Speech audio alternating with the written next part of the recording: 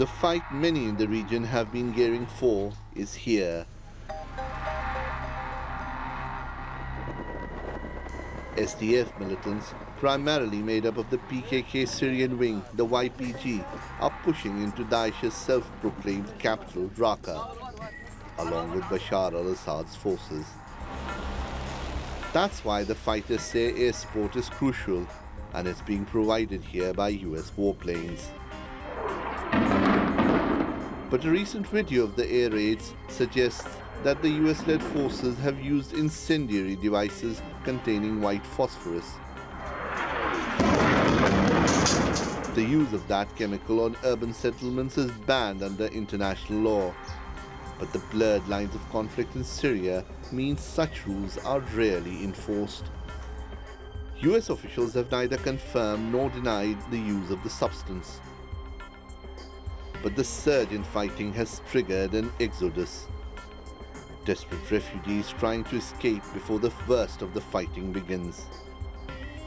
As members of the Raqqa City Council, we received more than 200,000 refugees from the residents of Raqqa.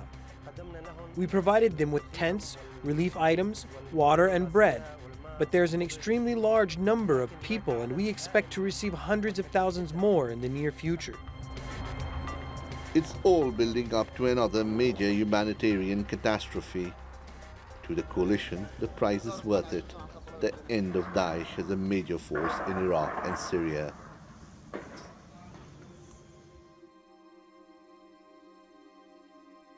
Raqqa has been Daesh's self-proclaimed capital since 2014. Located in northern Syria, the city is close to the border with Turkey. To its west lies territory controlled by the Syrian regime, and now the SDF has besieged the city from the north and east. That's why those fleeing take the route southwards across the Euphrates River. But it's a treacherous trek as Daesh controls the way to ensure safe passage for its own leaders. Coalition airstrikes have already struck boats here said to be carrying Daesh leaders across the river. But dozens of civilians were also killed when one of the bombs struck a civilian vessel. Rights groups fear this total war strategy is likely to fuel civilian casualties rather than damage the terror group.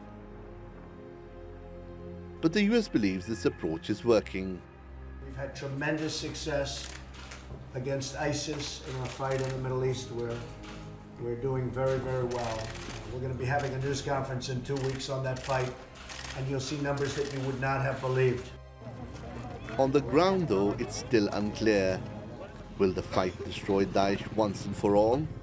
Or will Raqqa civilians end up paying the ultimate price? Shoaib Hassan, the Newsmakers. Well, to discuss this, I'm joined here in the studio by Yahya Al-Aridi. He's a spokesman for Syria's Opposition High Negotiations Committee. And from Paris, Can Kasapoğlu, a defense analyst at EDAM, a think tank focusing on foreign policy and security.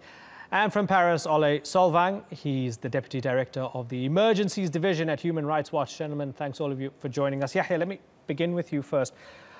Raqqa is in the process of being taken. That's what people presume. Is that a guarantee that Daesh will fall and Raqqa will be retaken? Well, there are conflicting reports about what's happening in Raqqa now. Many of them said that Raqqa no longer has Daesh. They somehow evaporated. That's what some reports say. Others really say that due to the fact that the makeup of Daesh originally is foreigners and locals, it is very easy for locals just to change shape, shave, change their clothes and go into the street, and nobody probably would recognize them. The others who came from abroad just ran away to the south, to other areas where they could be functional. This is not quite confirmed whether this is true or not, but this is a possibility for the situation there. And you know that there are so many conflicting agendas over there, and everybody is racing to have a say in what's happening in Raqqa and to be declared the liberator of Raqqa due to the fact that it is the capital of Daesh. Now, the most important thing is that Daesh, this monster, is on its way to evaporating. What sort of shape it's going to take in the future, no one knows. Yeah, and one of the theories is that because so many civilians are being killed, so many people are being displaced in the battle to defeat Daesh, who knows what will come after Daesh, and it might even be worse because the situation on the ground is not great. John, what do you make of the people who are doing the fighting on the ground? Do you like them? Do you endorse them? Do you support them? Well, first of all, we see some great problems about the U.S. choice of SDF, the Syrian Democratic Forces, because of the domination of PKK-affiliated YPG. There are many aberrations going on, like SDF, YPG, PKK, but at the bottom line, what I can say is there are two dangerous trends for the national security of Turkey. The first one is there is a huge arms flows from the United States of America and the West into PKK affiliate groups in Syria. So we know that in the region since 2006, the second Lebanon war, we have hybrid warfare threat which can just cripple the conventional superiorities of regular armies. In that sense, we are seeing advanced manpads, advanced personnel carried air defense weapons at the hands of PKK. We see anti-tank guided missiles at the hands of PKK. And secondly, and I think more importantly, there is no buyback or take-back vision in the U.S. arms flows to SDF. So we don't know what these weapons will go. We don't know if YPG will keep holding these weapons. And we don't know how much or how many of these weapons will be transferred to PKK. I think that's the main concern in Ankara among Turkish strategic circles now. Yeah, and there's a big concern from Turkey that those guns might be turned on Turkey if and when Raqqa is taken. What after that? Let's bring in Ole. Ole, tell me, what are your main human rights concerns in terms of the cost of this battle to get Daesh out of Raqqa? Well, the problem is, of course, that there are still, as far as we know, many civilians left in Raqqa, tens of thousands. You know, there have been reports about even more. And what is really important is that all the fighting parties take the necessary precautions to protect those civilians. And that will include, for example, coalition air forces to take necessary precautions to not to hit or strike civilians, to distinguish between combatants and civilians. It also means, you know, we also are concerned about how people coming out of these areas are being treated, people who have been in ISIS-controlled territory, and there should be proper procedures in place. You know, various authorities, of course, have the right to screen and to look for ISIS fighters and to put them on fair trials, for example. But there shouldn't be sort of a collective punishment of those people in those areas. Yeah. A third big problem we know from other places where ISIS have lost control is the presence of landmines and improvised exploded devices. You know, I saw that myself when I visited Minbij a few months ago. That was a huge problem and something that ended up killing a lot of people. So anybody involved in the Raqqa operations need to raise awareness about this problem and need to put the resources in place to clear residential homes, streets, so that civilians are not killed by these landmines planted by ISIS. Yeah. Yahya, the U.S. commander, Lieutenant General Steve Townsend, said the battle would be, quote, long and difficult. Now, using, say, Mosul in Iraq as an example, many people thought this was going to be really easy. You just go in and you smash these guys up and they're gone, and, you know, they still hold in half the city on the other side of the river, right? Might this get really, really ugly and become a quagmire that sucks in the coalition forces beyond the SDF and all of them, everybody else? Might it suck people in? Well, it could, but this statement is still less severe than the former statement by President Obama when he said that it would take us about 15 years to finish Daesh. And now he's saying it's going to be long and it's going to be devastating. It's true. And the interesting thing that Oleg has said about civilians, the last thing those parties involved in Raqqa issue and in Syria in general, the last thing they think about is the civilians. You know that the people there are not only between one rock and one hard place, they are between 3 or 4. Because so many people are racing into just getting the honor of defeating Daesh, and in the crossroads, the civilians are paying the highest price. The people of Raqqa now are for about 10 days without water, without electricity, without any sort of safety. Everybody is just concerned with targeting Daesh, and Daesh suddenly, as reports say, has evaporated, just possibly has gone to the south. And this is a game being played, I believe, on the part of the United States, just to get it somewhere to make out of it a problem for the Russians, who are also involved in the Syrian case, you know, as a form of occupation, actually. May I ask you, how do you feel that even defeating Daesh, who are egregious and absolutely grotesque in everything they do, still leaves Assad, still leaves the war, still leaves all the fundamental problems? Imran, this is actually, again, consistent with the idea that nobody cares about Syrian people, Syrian civilians. Syrian people are being exposed to certain choices. From the very beginning, the regime said, either Assad or we ruin Syria. Then we got the choice between either Assad or Daesh. Putin recently, a week ago, said that either fragmentation or partition or Assad. So this is the situation Syrian people are facing. Now, if Daesh is defeated, this is to the good advantage of Syrian people in general in the long run, because this excuse, this pretext which is being used for the continuation of the domination of oppression in Syria would be eliminated. At that point, people, the whole world would be faced by the fact that the source of the magnet that brought terrorism into Syria, this is this aggressive regime. Now, at that point, people, the world would really possibly think seriously about finding a real political solution for Syria, not as the situation is today.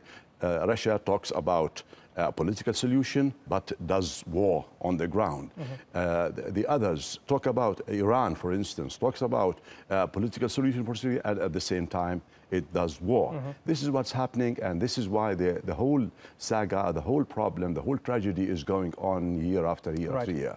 John, given that even if you defeat Daesh where they have roots, they might still bite back through lone wolves or people just inspired by them in cities like Istanbul, in cities like London and Paris and so on. Can they ever be defeated? And is that factored into the thinking when the Turkish government's thinking about this, when the UK, when France and all these other countries are thinking about it? Well, defeat is one thing and annihilation is another. I think we have, if the operations, and it seems the operations will prevail in Raqqa, and I think Raqqa will at least conventionally cleared from Daesh presence, then there are two threats, two trends actually, two risky trends awaiting ahead of us. The first thing is what I call Al-Qaedaization of Daesh, which means like transformation from a self-proclaimed terror state into some kind of like global insurgency, global terrorist campaign, as you have mentioned, and also as we saw in the Western capitals and also population centers in Turkey.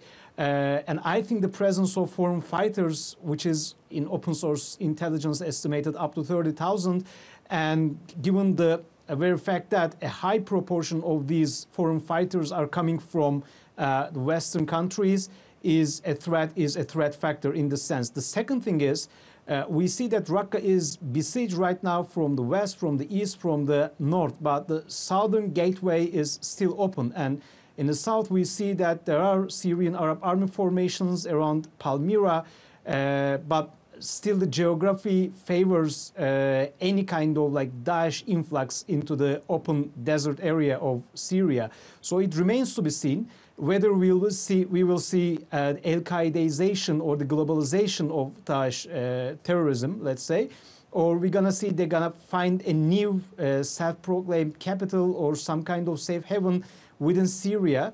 There are, of course, like some strategic guidelines to follow in order to predict such trends. First thing is, will we see the continuation of the global Daesh-inspired terror trend? That's the first and foremost strategic parameter that we should just keep an eye on. And secondly, the Syrian Arab Army's operations within Syria and also the Russian Air Force. How the Russian Air Force will be used, what will be their target priorities, what will be their target sets. Will we see more, for instance, cruise missile strikes as recently witnessed from the Mediterranean into Palmyra? But very briefly, I think like we have now two risky paths ahead of us. Okay, and it's pretty ominous, both of those paths. Ole, Air Wars, who are quite solid with their, the way they compile their data, they estimated that the minimum number of civilian casualties from US-led coalition strikes in Syria and Iraq was more than 3,800. Now that's approximately 8 times the number that was reported by the coalition. So I ask you, as somebody concerned about human rights, concerned about the human cost of this battle against Daesh, are they inaccurate, the coalition, or are they deliberately downplaying and underplaying the numbers of civilians that are killed in this battle? You know, it's hard to say. I think what we can say for sure is that they should be doing more thorough and effective investigations. Let me just give you one example that we have been working on. You might remember that back in March, there was a U.S. attack that struck a mosque outside of Aleppo. U.S. authorities have investigated that attack now, and they found that indeed it was a mosque that was struck, but they still seem to have not thoroughly investigated whether civilians or combatants were investigated. And the fact that they didn't even know that they were attacking a mosque at that point, of course, is to us a big sort of danger sign. And it tells us that U.S. forces, coalition forces, should be doing more to make sure that they're taking the necessary precautions to minimize civilian casualties. There are reports that civilian casualties have significantly increased. Some of that can be because we're entering a different phase of the war. We're moving into more urban areas, both in Raqqa and in Iraq. But it doesn't alleviate the coalition and the U.S. of taking all possible precautions to minimize civilian casualties. And we are worried that there might be a relaxation of the rules or the procedures around targeting and making sure that civilians are not killed. Yes, it's important to get that message out. Yahya Al-Aridi, I asked you the last time if you were optimistic about the future of your country. I had you on set a few months ago. I'm going to ask you again. I'll ask you every time you come on set. Here we are, 6 years on. Are you optimistic, given all of this, about the future of your country? I am optimistic. I believe in that Syrian spirit, in the Syrian genes. The Syrians have given the world the alphabet and zero upon which these computers are based and functioning. And those Syrian people are still determined for 6-7 years. The whole world is against them somehow, with the exception of few good-hearted people or countries who are supporting them. I believe that Daesh itself, the one we are discussing now, was used most of the time as a pretext to achieve certain agendas. They have certain people, certain countries, certain powers have goals they wanted to achieve, and they use Daesh. They use the issue of terrorism as a whole in order to justify, in order to rehabilitate a regime that has killed its people. Now, as such, I believe that facts are going to be exposed. Everything would be quite clear to the whole world, and Syrian people would probably be given a chance once again to come back to life. Okay, gentlemen, unfortunately I've got to move on, but it's been good to talk to all of you. Yahya Al-Aridi, Can Kasapoğlu and Ole Solvang, thank you very much for joining us.